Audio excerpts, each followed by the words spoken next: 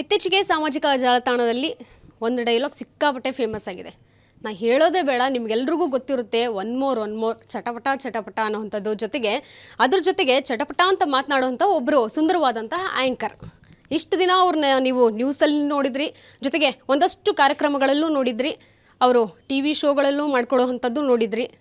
Super star ಅಮ್ಮ ಆದರೂ ಆಗಿದ್ದಾರೆ.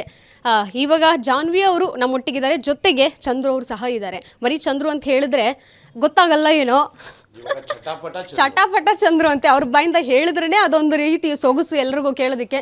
ಸರ್ ಹೇಗಿದ್ದೀರಾ ಸರ್? ಚೆನ್ನಾಗಿದ್ದೀನಿ ಮೇಡಮ್, ನೀವೇ ಹೇಳಬೇಕು, ನಾವು ಕೇಳಬೇಕು. ಅದ್ಭುತ ಸರ್. ಯಾವಾಗಲೂ ನಿಮ್ಮ ಮಾತು ಹೇಗೆ, ನಿಮ್ಮ ಮನಸ್ಸು ಹೇಗೆ ಅನ್ನುವಂಥದ್ದು ಜನರಿಗೆ ಆಲ್ರೆಡಿ ಗೊತ್ತಾಗ್ಬಿಟ್ಟಿದೆ.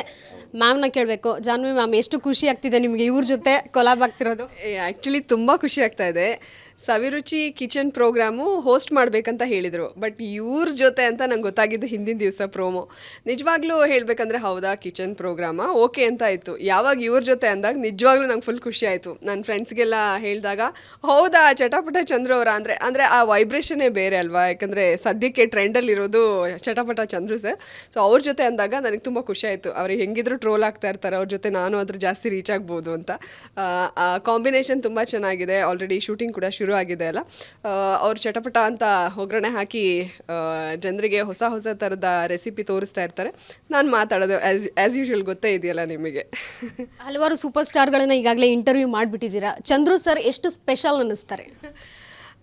ಚಂದ್ರು ಸರ್ಗೆ ಅವ್ರದ್ದೇ ಆದ ಓನ್ ಸ್ಟೈಲ್ ಇದೆ. ಈಗ ಸೂಪರ್ ಸ್ಟಾರ್ಗಳು ಸಿನಿಮಾದಲ್ಲಿ ಅವ್ರಿಗೆ ಹೇಳ್ಕೊಟ್ಟಂತಹ ಡೈಲಾಗು ಅಥವಾ ಅವ್ರು ಹೆಂಗೆ ಆ್ಯಕ್ಟಿಂಗ್ ಮಾಡಬೇಕು, ಹೆಂಗೆ ಡ್ಯಾನ್ಸ್ ಮಾಡಬೇಕು ಅದು ಮಾಡ್ತಾರೆ. ಬಟ್ ಚಂದ್ರು ಸರ್ಗೆ ಅವ್ರದ್ದೇ ಆದ ಓನ್ ಸ್ಟೈಲ್ ಇದೆ.